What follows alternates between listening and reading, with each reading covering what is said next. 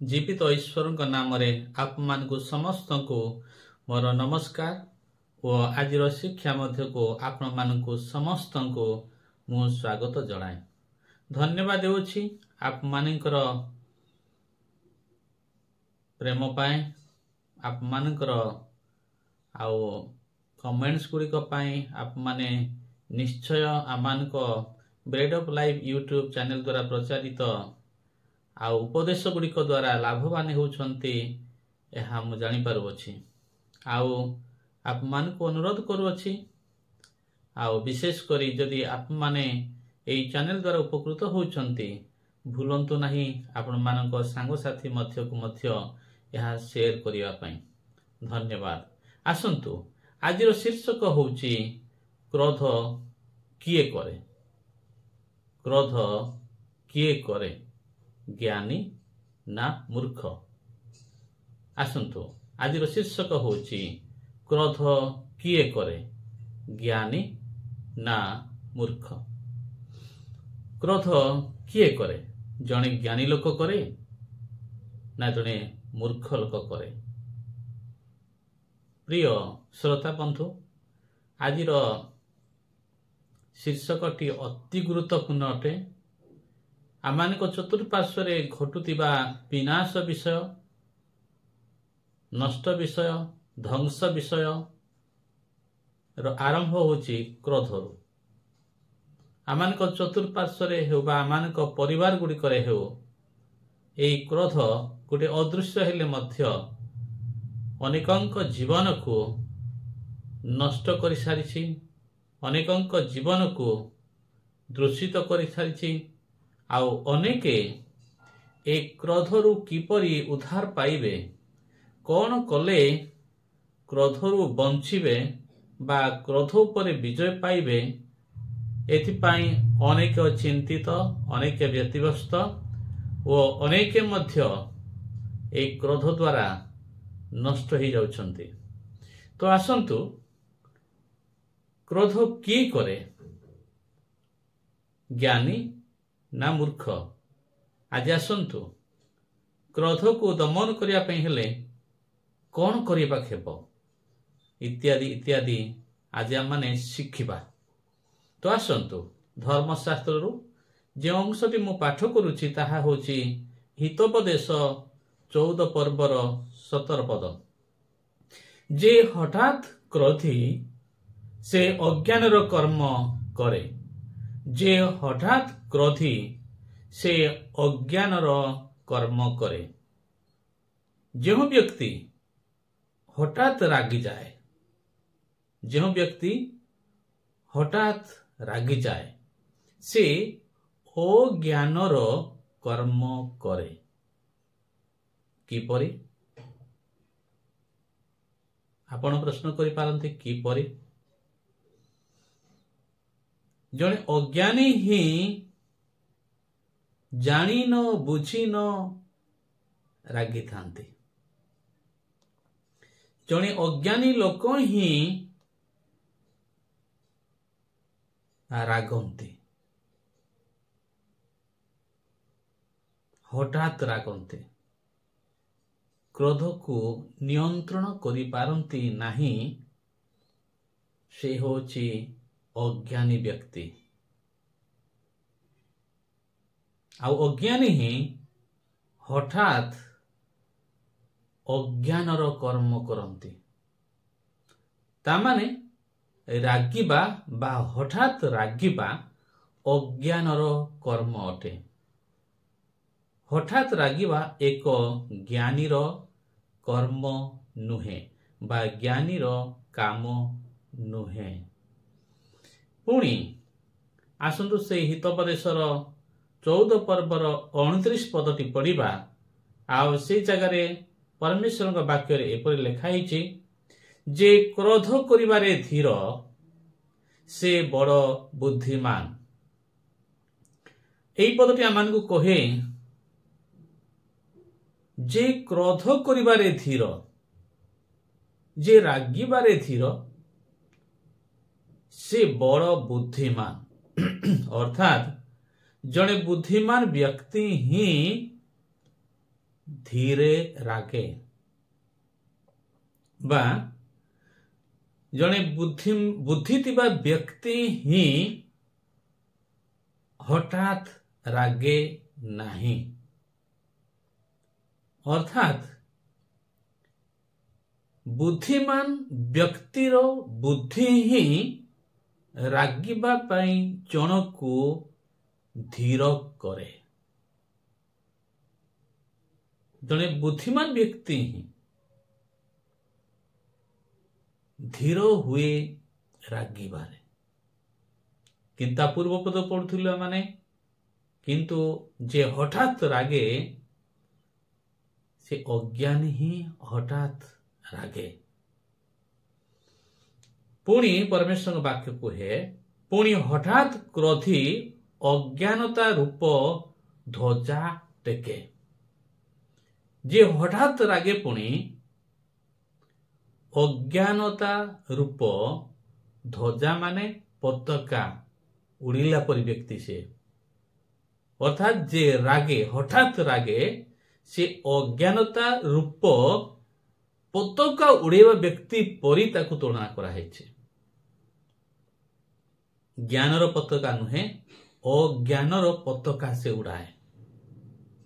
ରାଗିବା, ହଠାତ୍ ରାଗିବା ଏସବୁ ହେଉଛି ଅଜ୍ଞାନତା ରୂପ ପତାକା ଉଡ଼େଇବା। ଜ୍ଞାନ ରୂପ ପତାକା ନୁହେଁ, ଅଜ୍ଞାନ ରୂପ ପତାକା ଉଡ଼େଇବା।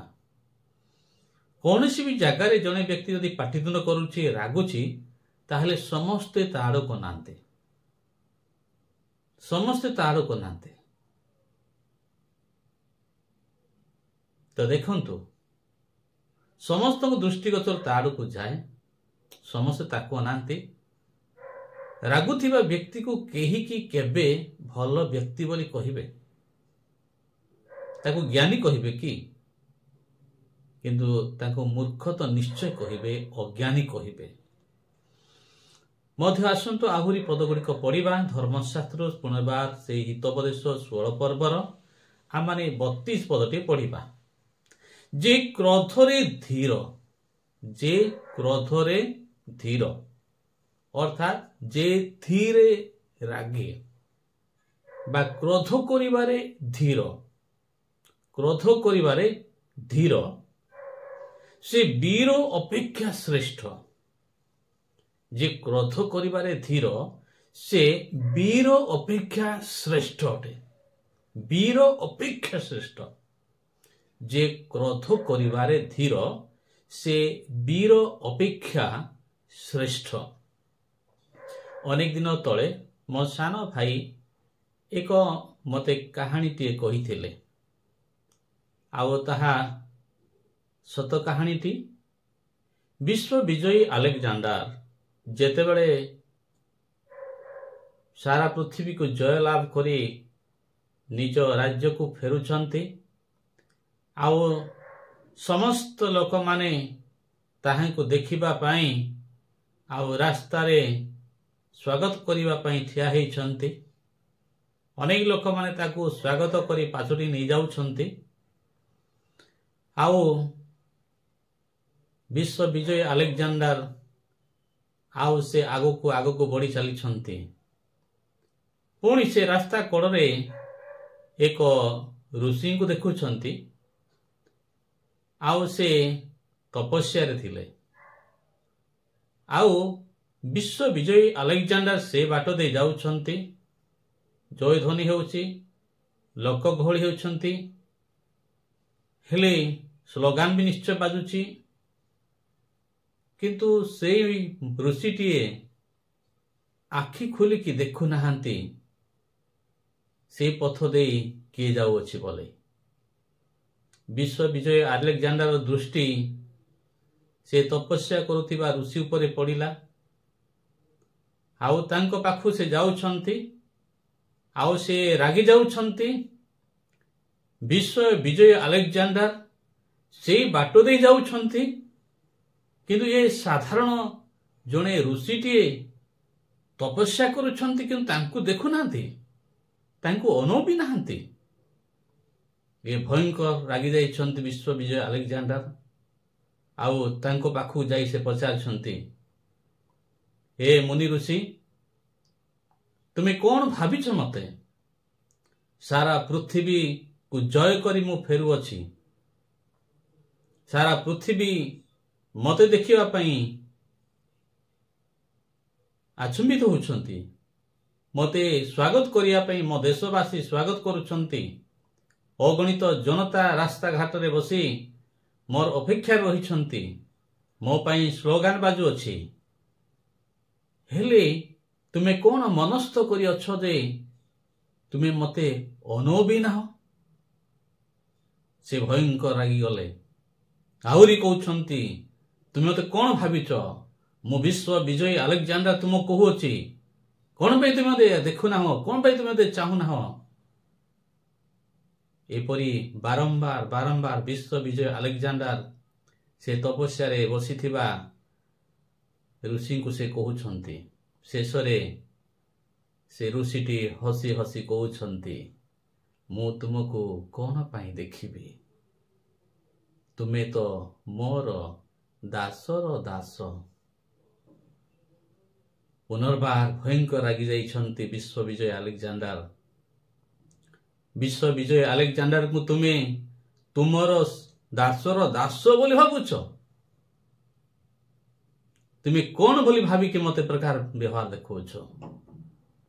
ସେତେବେଳେ ସେ ମୁନିଟିଏ କହିଛନ୍ତି, ଯେଉଁ କ୍ରୋଧକୁ ମୁଁ ଦମନ କରିକି ମୋ ଅଣ୍ଡରେ ରଖିଛି, ଦାସ କରି ରଖିଅଛି, ସେ କ୍ରୋଧ ତୁମକୁ ନିୟନ୍ତ୍ରଣ କରୁଛି। ସେ କ୍ରୋଧ ତୁମକୁ ଲିଡିଂ କରୁଛି, ପରିଚାଳିତ କରୁଛି। ସେ କ୍ରୋଧ ତୁମକୁ ବ୍ୟବହାର କରୁଅଛି। ଯେଉଁ କ୍ରୋଧକୁ କି ମୁଁ ମୋର ଦାସ କରି ରଖିଅଛି। ପ୍ରିୟ ଶ୍ରୋତା ମାନେ, ଏ କଥା ଶୁଣି ବିଶ୍ୱ ବିଜୟ ଆଲେକ୍ଜାଣ୍ଡାର ଆଚମ୍ବିତ ହେଉଛନ୍ତି। ଆଜି ଆପଣମାନଙ୍କ ନିକଟରେ ଏହି ବାର୍ତ୍ତାଟିଏ ମୁଁ ରଖୁଅଛି। ପରମେଶ୍ୱରଙ୍କ ବାକ୍ୟ କୁହେ, ହିତୋପଦେଶ ତାର 16 ପର୍ବର 32 ପଦ, ଯେ କ୍ରୋଧ କରିବାରେ ଧୀର ବା ଯେ କ୍ରୋଧରେ ଧୀର, ସେ ବୀର ଅପେକ୍ଷା ଶ୍ରେଷ୍ଠ। ସେଦିନ ବିଶ୍ୱ ବିଜୟୀ ଆଲେକ୍ଜାଣ୍ଡାର ବୁଝିଥିଲେ, ଯଦିଓ ସେ ବିଶ୍ୱକୁ ଜୟ କରିଛନ୍ତି, କିନ୍ତୁ ସେ ନିଜର କ୍ରୋଧକୁ ବିଜୟ କରିପାରିନଥିଲେ। ପରମେଶ୍ୱରଙ୍କ ବାକ୍ୟ ସେଥିପାଇଁ କୁହେ, ଯେ କ୍ରୋଧରେ ଧୀର, ସେ ବୀର ଅପେକ୍ଷା ଶ୍ରେଷ୍ଠ ଅଟେ। ପୁଣି ଯେ ନିଜ ଆତ୍ମା ଉପରେ କର୍ତ୍ତୃତ୍ୱ କରେ, ସେ ନଗର ଜୟକାରୀ ଅପେକ୍ଷା ଭଲ। ଯେ ନିଜ ଆତ୍ମା ଉପରେ କର୍ତ୍ତୃତ୍ୱ କରେ, ନିଜ ଆତ୍ମା ଉପରେ, ଅନ୍ୟ ଆତ୍ମା ଉପରେ କର୍ତ୍ତୃତ୍ୱ କରିବା କଥା ଲେଖାଯାଏ ନାହିଁ। ନିଜ ଆତ୍ମା ଉପରେ ଯେ କର୍ତ୍ତୃତ୍ୱ କରେ, ନିଜ ଆତ୍ମାକୁ ଯେ ଶାସନ କରେ, ନିଜ ଆତ୍ମାକୁ ଯେ ଠିକ ଗାଇଡ କରି ଠିକ ରାସ୍ତାରେ ନିଏ, ସେ ନଗର ଜୟକାରୀ ଅପେକ୍ଷା ଭଲ। ଆମେ ଏହି ଭୁବନେଶ୍ୱର ସହରରେ ରହିଅଛୁ। ଏହି ଭୁବନେଶ୍ୱର ସହରରେ ଅଗଣିତ ଜନତା ଅଛନ୍ତି, ଅନେକ ଲୋକ ଅଛନ୍ତି। ହେଲେ ପରମେଶ୍ୱରଙ୍କ ବାକ୍ୟ କୁହେ, ଯେ ନିଜ ଆତ୍ମା ଉପରେ କର୍ତ୍ତୃତ୍ୱ କରେ। ଆମମାନଙ୍କର ଆତ୍ମା ଅନେକ ସମୟରେ ମନ୍ଦ କରିବା ପାଇଁ ଡାକେ। ଆମମାନେ ଅନେକ ସମୟରେ ରାଗି ଯାଉ। ଯଦି ଆମ ଆତ୍ମା ରାଗି ଯାଉଛି, ତାକୁ ଯଦି ଆମେ ନିୟନ୍ତ୍ରଣ କରିପାରୁଛୁ, ତା ଉପରେ ଆମେ ଯଦି ଜୟଲାଭ କରିପାରୁଛୁ, ତ ପରମେଶ୍ୱରଙ୍କର ବାକ୍ୟ କୁହେ, ଆମମାନେ ନଗର ଜୟକାରୀ ଅପେକ୍ଷା ଭଲ ଅଟୁ।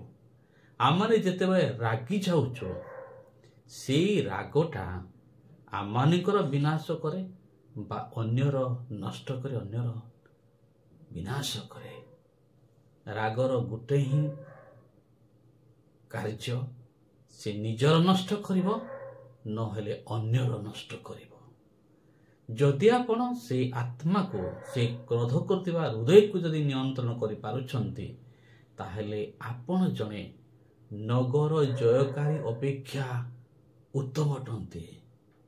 नगर जयकारी अपेक्षा उत्तम अटंती। पुणी आसंत माने पाठ करिबा से हितोपदेश 19 पर्वर 11 पद।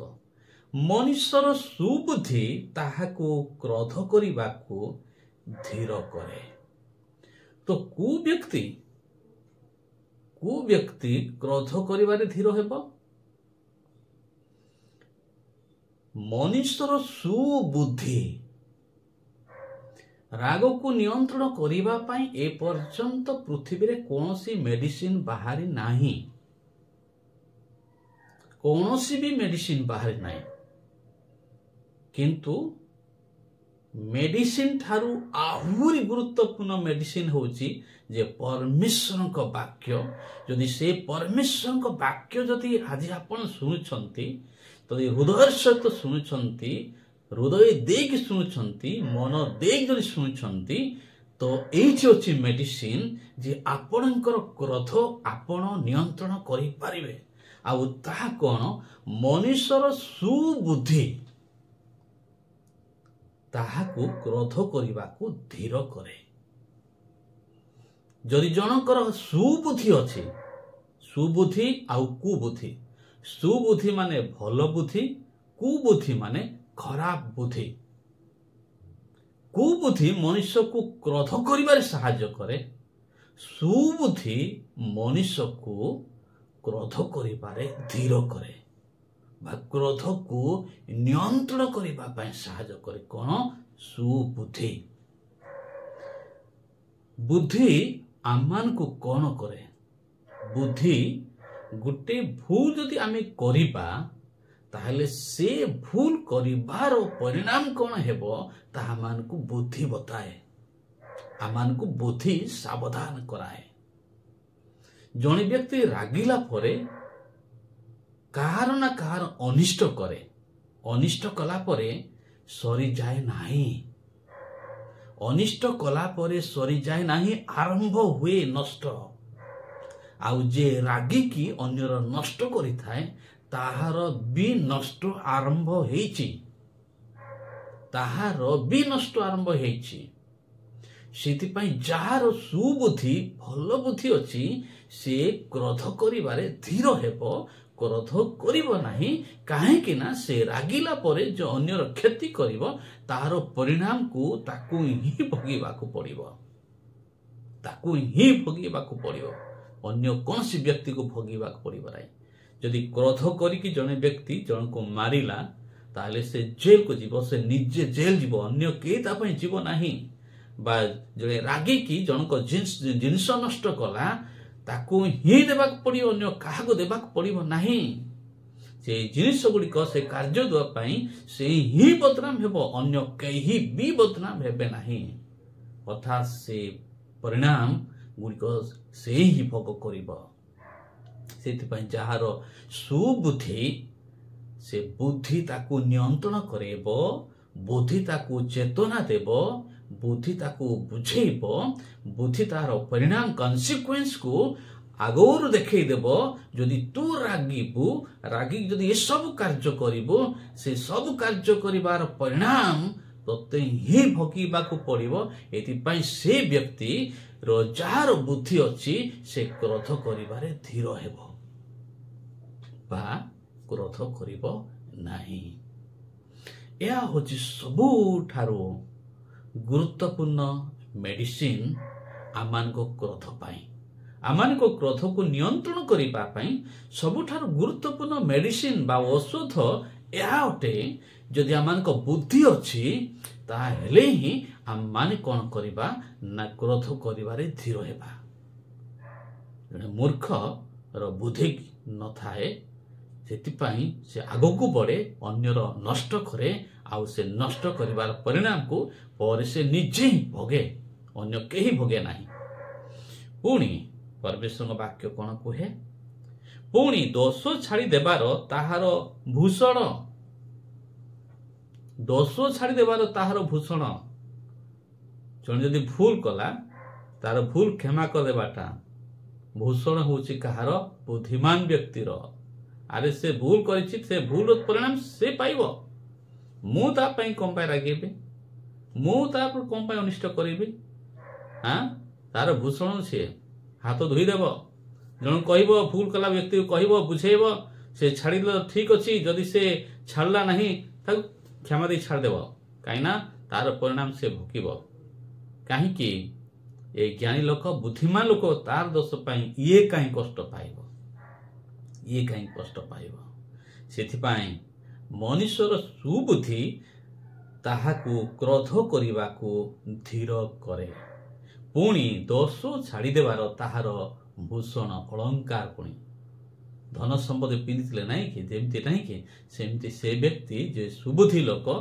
दोष छाड़ी दिए से अन्य मान छाड़ी दिए कहीं से माने भूल कर तार परिणाम से माने भोगिबे ये भोगिबे नहीं अन्य समय अनेक समय आम मैंने अन्यर भूल गुड़िक देखिले आम मैंने रागी जाई थाउ अन्यर भूल गुड़िक देखिले आम मैंने रागी जाई थाउ आम मैंने विरक्त हो जाए तो आम मैंने क्रोध कर प्रिय प्रभु संतान माने प्रिय श्रोता माने आप मान को मु एक कथा कहवा इच्छा करुच्ची आपन जदि अन्यर भूल पाई रागी की अन्यर क्षति करबा के जाउछंती से क्षतिर परिणाम किए भोगिब ताहा भलो की चिंता करंतु से तो भूल कला किंतु आपण रागी की ताहार जदि क्षति करिवे से क्षतिर परिणाम टाको केई भोगिब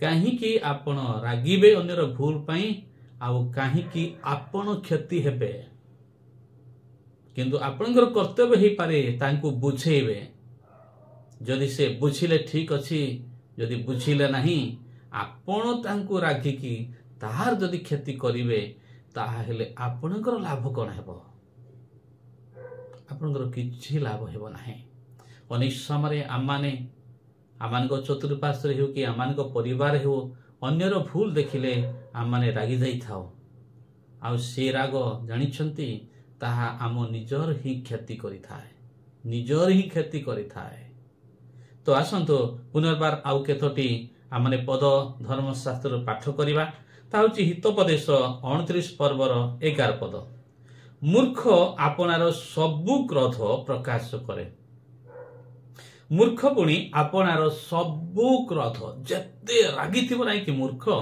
से सबु जाक प्रकाश करिवो से सबु जाक कहिवो से सबु जाक कहिवो प्रकाश करा माने कहिबा देखेबा बाहर करिबा अन्य मान सामना रे मात्र ज्ञानी ताहा संभाली खांत करे किंतु जने ज्ञानी कोन करिवो संभालिबो निजको क्रोध को नियंत्रण करिवो आउ छाड़ी देव से रागिबा को छाड़ी देव कहीं ज्ञानी आ बुद्धिमान जानिबे से रागी की जदि भूल करिवे तार परिणाम को निजको ही भोगिबा को पड़ियो बोले निजको ही भोगिबा को पड़ियो सेतिपाई आमाने ज्ञानी हो बुद्धिमान हो तेबे ए क्रोध को आमर बसीभूत करिबा आमे नियंत्रण करिबा नहेले आज अनेक रागी की जेल भितरे अछंती अनेक रागी की अन्य मान को अनिष्ट करी निजे मध्य से परिणाम पाई कि से परिणाम गुड़िक भोगुचंती आज अनेक रागी की अन्य मान को अनिष्ट करबा संगे संगे निजर भी अनिष्ट करिसंती प्रिय श्रोता माने सावधान हंतु जेतेबेले ए वाक्य गुड़िक शुणुचंती आपण माने विचार करंतु आपण मान पाखरे मु जो कथा गुड़ी रखुची एहा मु विश्वास करुची गुरुत्वपूर्ण अटे गुरुत्वपूर्ण भाव शुणु पुणी आसुन आउ केतोटी आम माने पद पढ़िबा पुणी हितोपदेश धर्मशास्त्र हितोपदेश 29 पर्वर 22 पदटी मु पढ़ुअछि क्रोधी लोक विवाद जन्माए तामाने क्रोधी लोक विवाद को जन्म दिए। क्रोधी लोक कौन करे? क्रोधी लोक विवाद को जन्म दिए। देखो क्रोधी लोक केवल निजे क्रोध करे ताहा नुहे, अन्यर क्षति करे ताहा नुहे, किंतु विवाद को मध्य, अशांति को मध्य, झगड़ा को मध्य से कौन करे ना जन्म करे। पुणी रागांध लोक बहु अधर्म करे। रागांध लोक माने रागरे जे अंध ताकू रागांध कहा जाए। रागरे जे अंध ताकू रागांध कहा जाए। रागांध रागरे जे अंध हो जाए से लेवल रागे से रागरे अंध होला परे से किछि भी जानी पारे ना, किछि भी बुझी पारे ना, किछि भी देखी पारे नहीं। निजर फिजिकल चक्षुरे देखी पारे नहीं कि निजर ज्ञान चक्षुरे किछि देखी पारे नहीं, ताकू रागांध कहा जाए। आउ ए लेवल गला पर जने व्यक्ति से अन्य को मारिबो नुले निजे मरिबो। आउ ज्ञानी लोक रागांध हेबो नहीं, सुबुद्धि लोक रागांध हेबो नहीं, रागरे अंध हेबो नहीं। से राग को निजे नियंत्रण करिबो, से राग क्रोध करिबारे धीर हेबो। पुणी लिखाइछि, पुणी रागांध लोक बहुत अधर्म करे।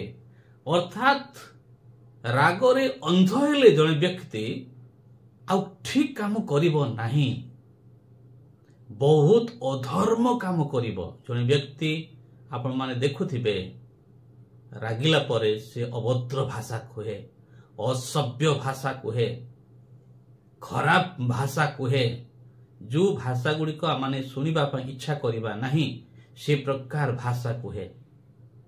आम समस्ते यह अनुभव करिअछु। आमने मध्य अनेक थर एपरी रागिछु। आपण माने मध्य रागिथिबे। रागिला परे रागरे अंध होला परे केबे मध्य भल भाषा बाहरिबो नाही, केबे मध्य बाहरिबो नाही। आउ से व्यक्ति बहुत अधर्म करिबो लेखाइछि। गुटे अधर्म नुहे, से अनेक अधर्म करिबो। काहे कि से रागरे अंध हो गला। तार फिजिकल दृष्टि शक्ति तो हरेला, आत्मिक दृष्टि शक्ति होला, बुद्धि ज्ञान हिताहित ज्ञान से हरेला। आउ केवल से अधर्म ही पाप ही करिबो। प्रिय श्रोता माने, आपण माने रागांध होई, रागरे अंध होई अधर्म करंतु। एहा मोर इच्छा नुहे, यह ईश्वर को इच्छा नुहे। आम माने रागरे अंध होई अनेक अधर्म काम करू, बहुत अधर्म काम करू। यह ईश्वर चाहते नहीं। सेतिपई आपण को आउ मते चेतावनी देवाक चाहती, शिखेवाक चाहती, बुझेवाक चाहती। आम माने निज विषय सावधान हेबा, निज जीवन विषय सावधान हेबा। आज आसु आम माने निजको प्रश्न करिबा, आम माने ज्ञानी ना आम माने मूर्ख? आम माने ज्ञानी ना आम माने मूर्ख? शेषरे से कहानीटीए आपण मानक निकटरे पुनरावृत्ति करूअछि। विश्व विजयी अलेक्जेंडर जेतेबेले निज देश को फेरी जाउछंती, ओहरह जनता ताकू स्वागत करुछंती, किंतु रास्ता रे बसिथिबा एक ऋषि मुनि से तांको अनु नाहांती। जेतेबेले तांको रागी के तांको धमकाउछंती, मु के कहूची जानिछु, मु विश्व विजयी अलेक्जेंडर जानार कहूची, तू मते बेखातिर करुछु, तू मते असम्मान करुछु, मु एई दे जाउची, तू ठिया होनु, मते देखुनु, मते चाहुनु, मते नमस्कार करुनु। अनेक समय एपरी से ऋषि को धमकेला परे ऋषिटी आखि खुली हस हस चेहरा रे कहूची, मु कौन तुमको देखिबी, तुमे तो मो दासर दास बोली।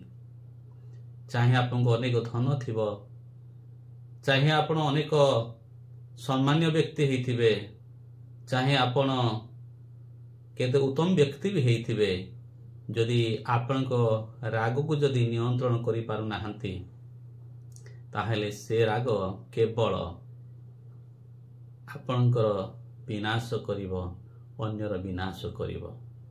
सेतिपाई आज ही होछि एक गुरुत्वपूर्ण समय, काली नुहे आज ही होछि एक गुरुत्वपूर्ण समय। आपण ज्ञानी हेबे ना मूर्ख हेबे। ज्ञानी क्रोध करिवे नाही, कहीं ज्ञानी रो बुद्धि थाए। आ सुबुद्धि ही मनीष को क्रोध करिबारे धीर करे, क्रोध करिबारे अटकाए। जार बुद्धि नाही से हठात रागी जाती, से मूर्ख लोक। आउ रागिकी नष्ट कला परे से नष्टर परिणाम तांको ही भोगिबाकू पड़े।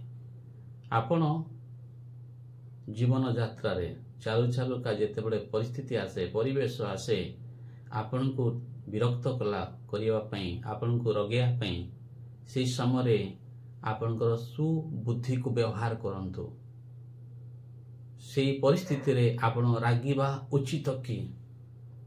से परिस्थिति रे आपण जदि रागी की किछि भूल काम करिवे, ताहेले ताहार परिणाम को काहाकू भोगिबाकू पड़िबो, अन्य काहाकू नुहे, आपणको ही भोगिबाकू पड़िबो। सेथिपाई आपण बुद्धिमान हुंतु, आपण ज्ञानी हुंतु, आपणकर क्रोध को आपण नियंत्रण करंतु। आ ये दुनिया रे एक उत्तम व्यक्ति भाव रे प्रकाश हुंतु। आउ निजे खुशी रहा संगे संगे अन्य मानकर आशीर्वाद कारण हुंतु। ईश्वर आपण प्रत्येक को, ईश्वर आपण मान को समस्त को आशीर्वाद करंतु। नमस्कार।